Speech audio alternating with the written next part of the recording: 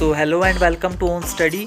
आज हम स्टडी करेंगे the second lecture of curve, जिसमें हम पढ़ेंगे सिंपल सर्कुलर कर्व और पढ़ेंगे साथ में फॉर्मूलेज जो कि न्यूमेरिकल को सॉल्व करने के लिए होंगे यूज़। सो आइए स्टार्ट करते हैं आज का लेक्चर। सो ये है सिंपल सर्कुलर कर्व का डायग्राम और इस डायग्राम के थ्रू ही हम सारे फॉर्मूलेज को कैलकुलेट करेंगे। जब हम न्यूमेरिकल सॉल्व करेंगे तो हम इसी के ही थ्रू पहले तो फॉर्मूलेज को कैलकुलेट करेंगे। सिंपल सर्कुलर कर्व की डेफिनेशन आपने लास्ट लेक्चर में पढ़ी थी कि होता क्या है। सिंपल सर्कुलर कर्व्स में क्या होता है कि यहाँ पर दो स्ट्रेट पाथ्स को हम या फिर दो स्ट्रेट रोड को जोड़ने के लिए जो हम कर्व का यूज़ करते हैं that is called simple curve. और वही सिचुएशन इस डायग्राम में बन रही है। इसको आप देख के ही पता कर सकते हो कि ये आपके पास सिंपल सर्कुलर कर्व है, क्योंकि यहाँ पर एक रोड है यहाँ पर है और एक रोड यहाँ पर है। इन दोनों रोड्स को जोड़ने के लिए हमने यहाँ पर एक कर्व का यूज़ किया है that is called simple circular curve. अब समझते हैं डायग्राम में जो जो पॉइंट्स हैं इनका क्या रोल है और किस तरह से इनके फॉर्मूलेज कैलकुलेट होंगे और किस तरह से ये डायग्राम सबसे पहले बनेगा, क्योंकि इसकी आपको वर्किंग भी आ सकती है, सिंपल सर्कुलर कर्व्स की वर्किंग प्लस डायग्राम। सो सबसे पहले तो यहाँ पर आपके पास पॉइंट ए से ये जो फिगर है स्टार्ट हो रहा है। तो सबसे पहले तो आप क्या करोगे कि दो टेंजेंट को आप ड्रॉ करोगे। एक टेंजेंट आपके पास ये वाला है, एक टेंजेंट आपके पास ये है। दो टेंजेंट को ड्रॉ करने के बाद आपने क्या किया हुआ है, इन दोनों टेंजेंट के थ्रू यहाँ पर एक सर्कल ड्रॉ किया हुआ, एक आर्क ड्रॉ की, एक कर्व ड्रॉ की हुई है। ठीक है, तो जिसे हम सिंपल सर्कुलर कर्व बोल रहे हैं। ए पॉइंट आपके पास स्टार्टिंग पॉइंट है और ये जो आपके पास फर्स्ट आर्क है वो फॉरवर्ड टेंजेंट है। उसके बाद आप यहाँ से मूव फॉरवर्ड कर रहे हो तो इसलिए आपके पास जो वी बी है या फिर वी टी टू है वो आपके पास फॉरवर्ड टेंजेंट है। अब जो आपके पास पॉइंट ए है, पॉइंट ए आपके पास स्टार्टिंग पॉइंट है और जहाँ से हमारा कर्व जो है स्टार्ट हो रहा है। ये जो हमारे पास एक्स्ट्रा आर्क है इसे हमने कट कर दिया हुआ है। सो हम बोल सकते हैं कि पॉइंट ए आपके पास स्टार्टिंग पोर्शन है और स्टार्टिंग पोर्शन या फिर हमारा जो कर्व है वो पॉइंट ए से स्टार्ट हो रहा है। सो इसे हम बोलेंगे जीरो चेनेज पॉइंट। जहाँ से हमारा सर्कल स्टार्ट होता है उसे हम जीरो चेनेज पॉइंट बोलते हैं। जैसे कि मैंने आपको डेफिनेशन में भी यहाँ पर लिखा है, point A is starting point where our curve are start also known as zero chainage point. उसके बाद जो आपके पास बी पॉइंट है वो एंड ऑफ द कर्व है, एंड ऑफ द सर्कल है और उसे हम बोलते हैं हाइट चेनेज पॉइंट।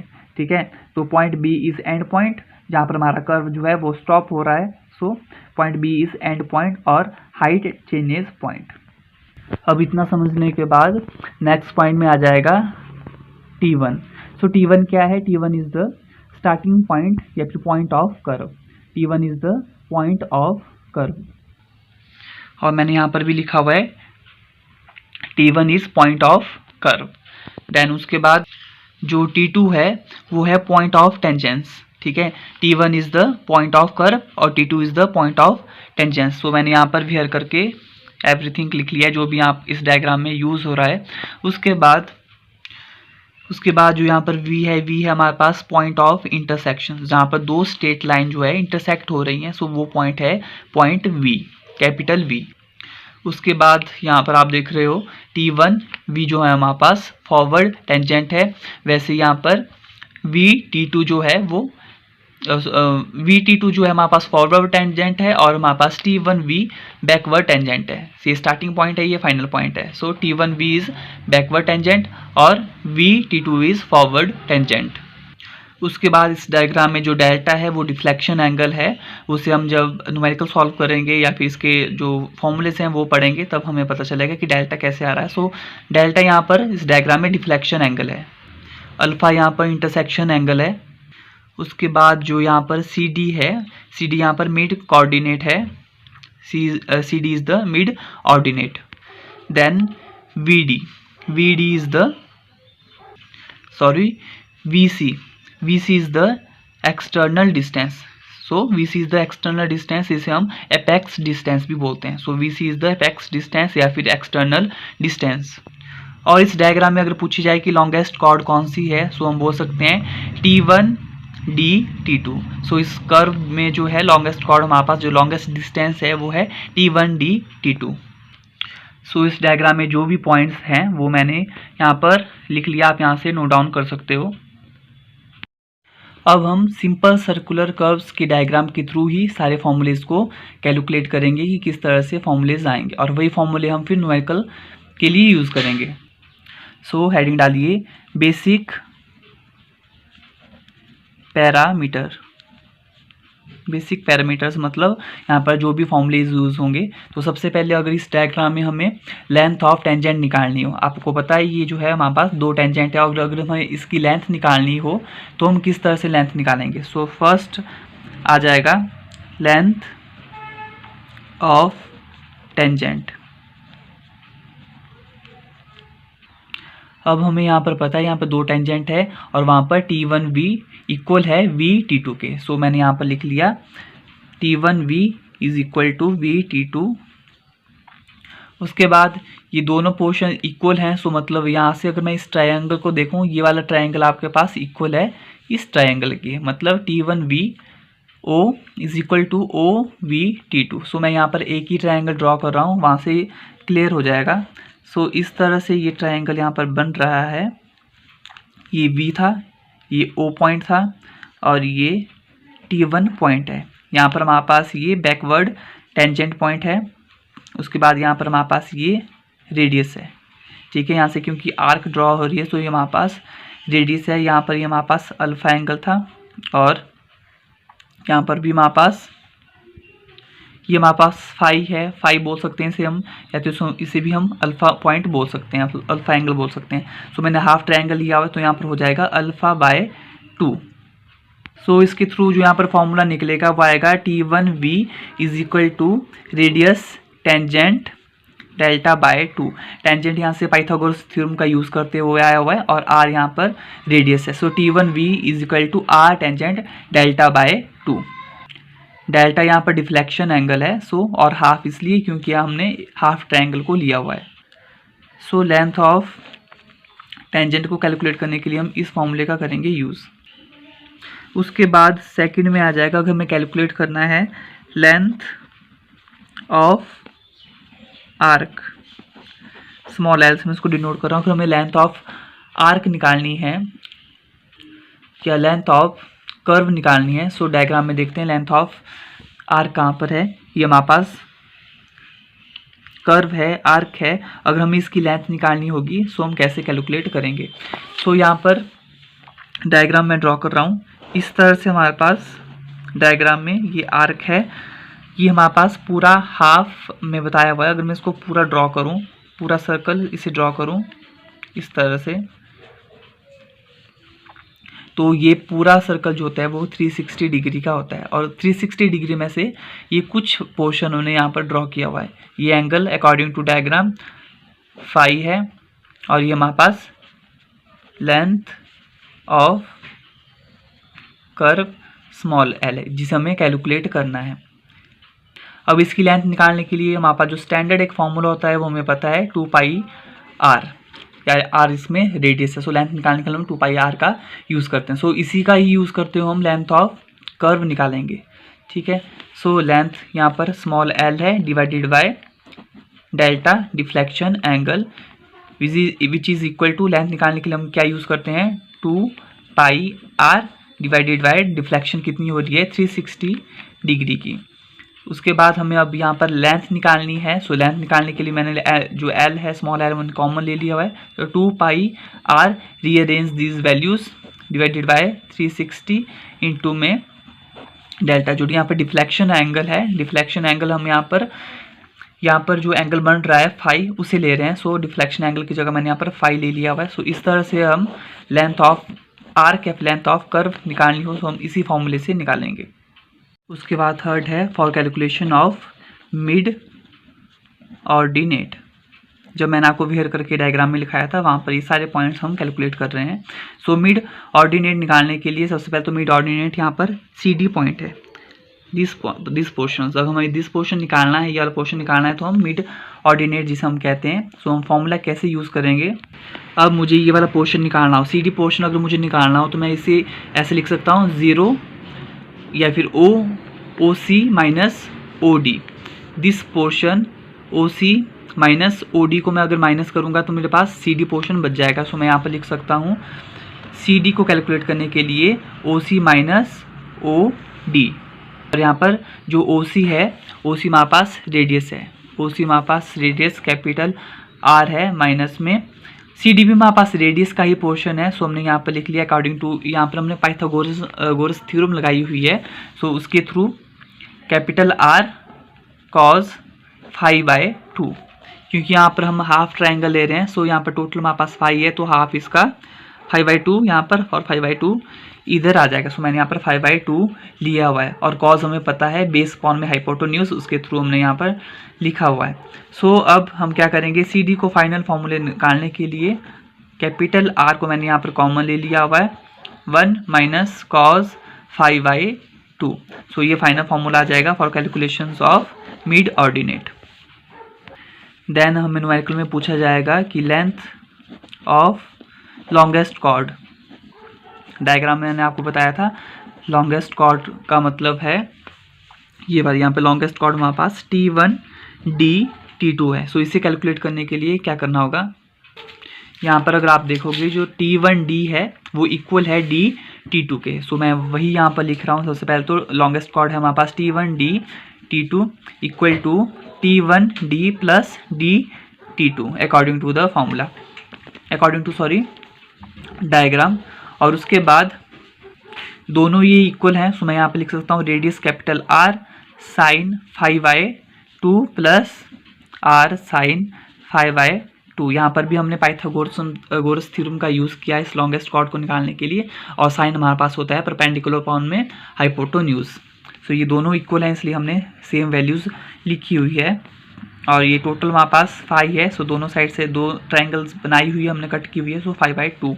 उसके बाद यहाँ पर जो फाइनल फॉर्मूला आएगा वो आएगा T1 D T2 को निकालने के लिए 2R, क्योंकि 2R हैं तो 2R साइन कॉमन 5/2।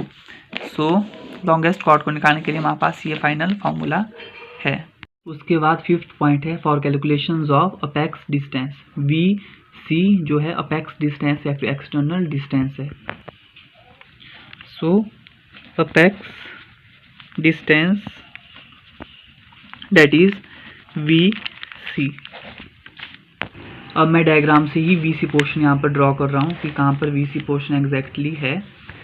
सो इस तरह से हमारे पास डायग्राम है जहाँ पर ये हमारे पास लॉन्गेस्ट कॉर्ड है, मैंने हाफ कॉर्ड यहाँ पर बनाई हुई है, ये VC पोर्शन है, ये हमारे पास O पोर्शन था, और मैं ये हाफ ट्रायंगल तो 5/2। अब ये टोटल आपके पास टोटल डिस्टेंस है और हमें कैलकुलेट करना है VC। सो अगर मैं टोटल में से OC में से OV में से OC को अगर मैं माइनस कर दूं तो हमारे पास VC पोर्शन बच जाएगा। सो टोटल में से मैंने माइनस कर दिया है OC, सो हमारे पास VC बच जाएगा जो हमें कैलकुलेट करना है।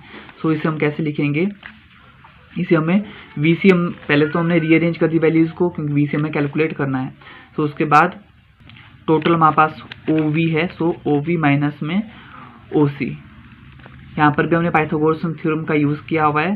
रेडियस VC OC में हमारे पास R है, और सिकेंट, क्योंकि सिकेंट हमारे पास होता है हाइपोटेन्यूज अपॉन में परपेंडिकुलर, सो सिकेंट 5/2 माइनस में OC में रेडियस ओनली। सो VC कितना आ जाएगा, R हमने कॉमन ले लिया, secant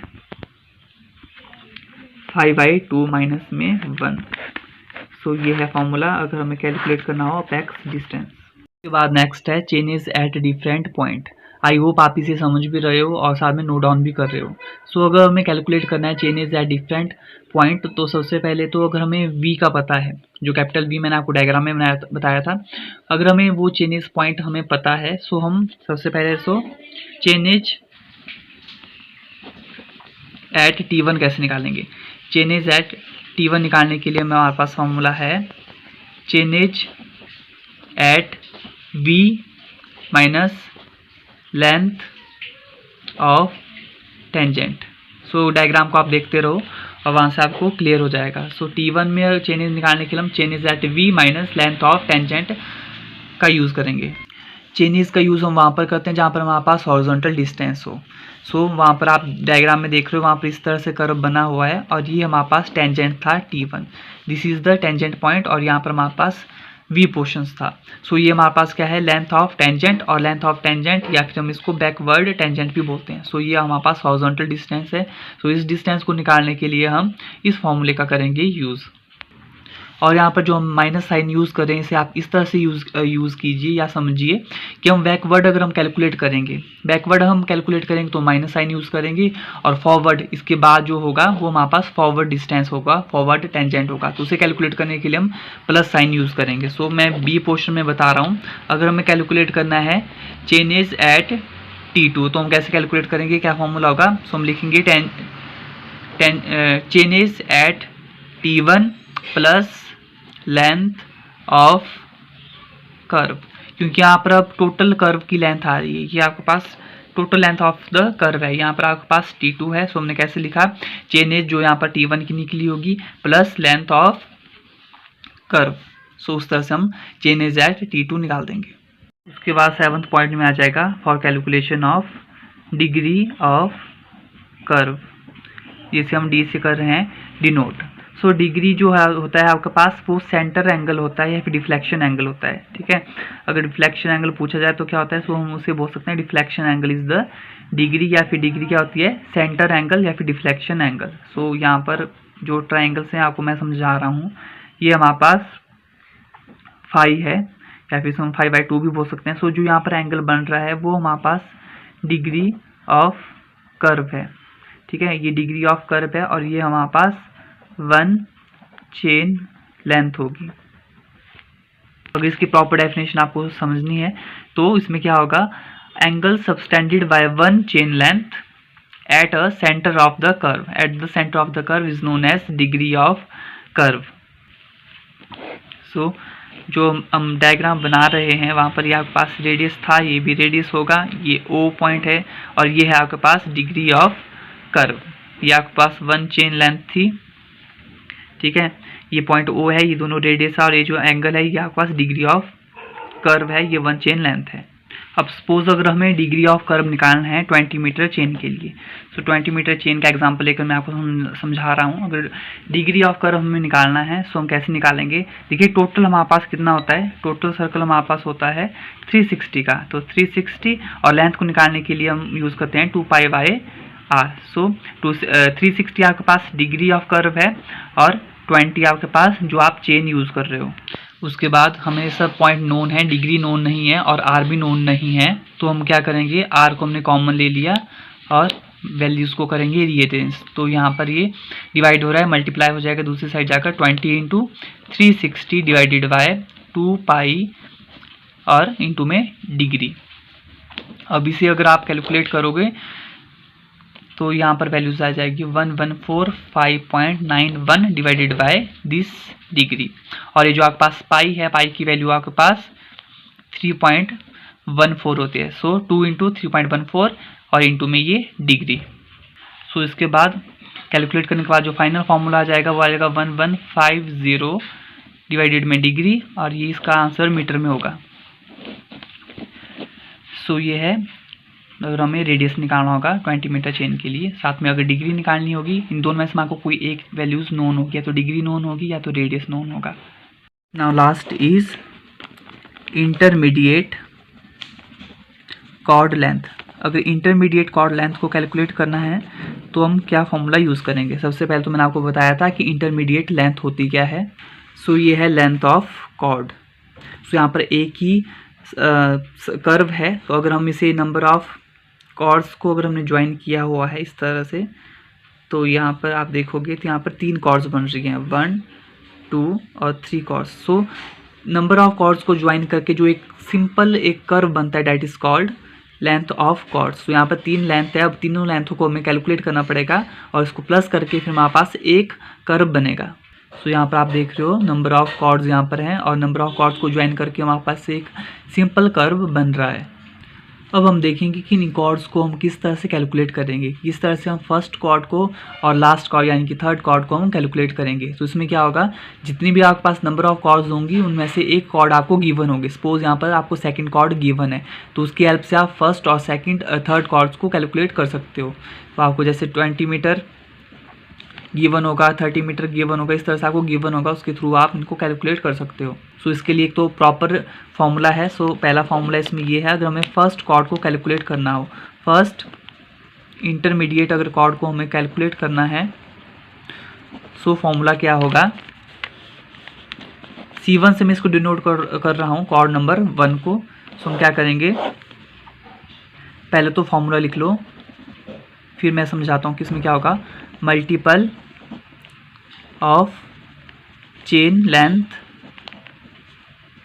just greater than chainage at T1 bracket close minus chainage of T1। अब इसका मतलब क्या हुआ, मल्टीपल ऑफ चेनेज या multiple of chain length just greater than chainage at T1। अब सपोज ये एक एग्जांपल है, हमारे पास जो है सपोज 1149.5 जो है T1 की चेनेज हमारे पास जो है 1149.5 है, और यहाँ पर बोल रहा है just greater than chainage at T1। तो इससे ज़्यादा हम क्या लेंगे, इससे ज़्यादा ग्रेटर देन हम क्या लेंगे 1150। इसको हम राउंड ऑफ कितना ले लेंगे 115, इससे ग्रेटर ही लेंगे 1150। सो हम क्या करेंगे 1150 या फिर इससे ज़्यादा हम 1160 भी ले सकते हैं। सो हम क्या करेंगे, इस पोर्शन में हम यहाँ पर लिख लेंगे 1160 माइनस चेनेज एट T1 जो एग्जैक्टली है, सो 1149.5। तो इस तरह से हम इसको कैलकुलेट करेंगे फर्स्ट कॉर्ड को। उसी तरह तक हम आपको लास्ट कॉर्ड को कैलकुलेट करना है, लास्ट इंटरमीडिएट कॉर्ड्स को कैलकुलेट करना है। सो उसके लिए मैंने यहाँ पे लास्ट के लिए लिख लिया हुआ है CN नंबर ऑफ कॉर्ड्स। सो इसे कैलकुलेट करने के लिए क्या फॉर्मूला होगा, चेनेज एट T2 का मतलब है यहाँ पर जो आपके पास लास्ट कॉर्ड है, minus multiple of chain length just less than, अब इसमें लेस देन होगा और फर्स्ट के लिए ग्रेटर देन होगा, then at T2 bracket close, इस तरह से। अब इसी भी एग्जांपल लेके समझते हैं। सपोज आपके पास जो चेनेज एट T2 है वो आपके पास आई हुई है 1149.5। अब यहाँ पर बोल रहे हैं just less than at chainage at T2, तो इससे लेस हम कितना लेंगे, इससे लेस सपोज हम ये 49 है तो इसे हम ले रहे हैं लेस देन 1140। आप कोई भी फिगर ले सकते हो, बस आपको 1149.5 से कम ही लेना है, तो मैं यहाँ पर 1140 ले रहा हूँ। तो इस तरह से मैं इसे कैलकुलेट करूँगा। यहाँ पर जो चेनेज है T2 है वो 114.5 आई हुई है, और यहाँ पर लेस देन मैं ले रहा हूँ तो माइनस ले लूँगा 1140। सो इस तरह से मैं इसको कैलकुलेट करूँगा लास्ट कॉर्ड को। उसके बाद इसके सब पार्ट थर्ड में आ जाएगा। अगर हमें ऑल अदर इंटरमीडिएट कॉर्ड्स को कैलकुलेट करना है तो क्या फॉर्मूला होगा, तो हम क्या करेंगे, C2 जो आपके पास सेकंड कॉर्ड है C2 equal to C3 equal to last में आ जाएगा CN माइनस में 1 जो कि होगी 1 चेन लेंथ। तो इस तरह से इसे हम कैलकुलेट कर लेंगे। उसके बाद D पॉइंट में आ जाएगा, अगर हमें एक साथ जो है नंबर ऑफ कॉर्ड्स को कैलकुलेट करना है, नंबर ऑफ इंटरमीडिएट कॉर्ड्स को साथ में कैलकुलेट करना है, जो ऑलरेडी हमने कैलकुलेट कर दिया है 1 2 3 जो भी हमने कैलकुलेट की थी। अगर उसे हमें एक साथ कैलकुलेट करना तो हम क्या करेंगे, n number of chords equal to L minus C1 जो आपके पास C1 कॉर्ड है, फर्स्ट कॉर्ड है, माइनस अप्रॉक्सी जितने भी आपके पास लास्ट कॉर्ड है, थर्ड फोर्थ फिफ्थ जो भी आपके पास लास्ट कॉर्ड होगी, तो CN divided by 1 chain length और प्लस 2। तो इस तरह से हम नंबर ऑफ कॉर्ड्स को कैलकुलेट करेंगे। जो भी हमने कॉर्ड्स को कैलकुलेट किया है उन सभी वैल्यूज़ को हम यहाँ पर पुट ऑन करेंगे और प्लस 2 करके नंबर ऑफ कॉर्ड्स एक साथ हम निकाल देंगे। सो ये आपने जितने भी फॉर्मूले पढ़े, ये सारे फॉर्मूले हम यूज़ करेंगे न्यूमेरिकल को सॉल्व करने के लिए। और नेक्स्ट लेक्चर में हम इससे रिलेटेड जो भी न्यूमेरिकल्स होंगे वो सारे कैलकुलेट करेंगे। सो आप ज़रूरी है कि आप उस लेक्चर को अटेंड करो और यहाँ पर जो भी फॉर्मूले मैंने अभी आपको करवाए हुए हैं आप इन्हें समझ लें और याद कर लें। सो ये था आज का लेक्चर। नेक्स्ट लेक्चर में हम न्यूमेरिकल्स करेंगे कर्व्स के। सो मिलते हैं नेक्स्ट लेक्चर में।